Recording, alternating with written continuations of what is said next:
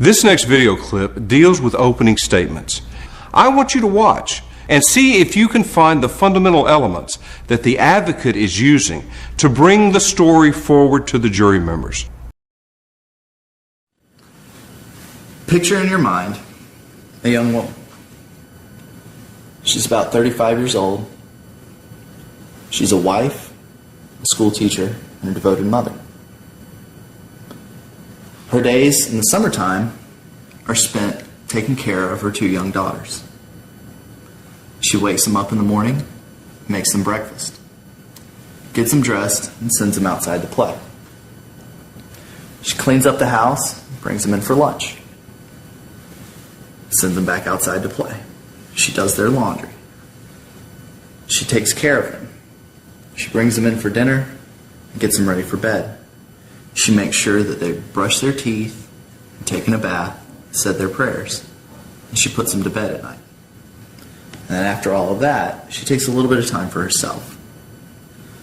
She unwinds, she bathes, she relaxes for a bit and goes to bed, secure in the knowledge that she's safe in her home, that her husband will be home, and that she's going to get to do it all over again tomorrow. Members of the jury, do you know what it sounds like when the world ends? Brandy Alexander does. She would tell you that it sounds like gunshots waking you from a sound sleep. It's the blaring of police sirens, house alarms, and it's the sound of her breath bubbling out of her husband's chest as she tries to bring him back. It's the sound of shouted questions and of children crying. Where's Daddy? What happened to Daddy? I want my daddy. Chris Alexander's never coming back. He was ripped away from his family in an act of brutal violence, senseless violence. And now the state is trying to rip Brandy away from her, what is left of her shattered family as well. And it's being done following an investigation that lasted a grand total of 3 hours and that looked into a grand total of 1 suspect. Now, as you heard from the prosecution, they have to prove to you, in order to convict Brandy of anything, that she killed Chris and that she did so beyond all reasonable doubt. This means that there cannot be any alternative reasonable explanation for anything that happened.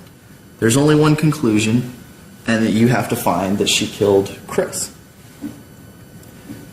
The evidence in this case is going to show that that's just not possible.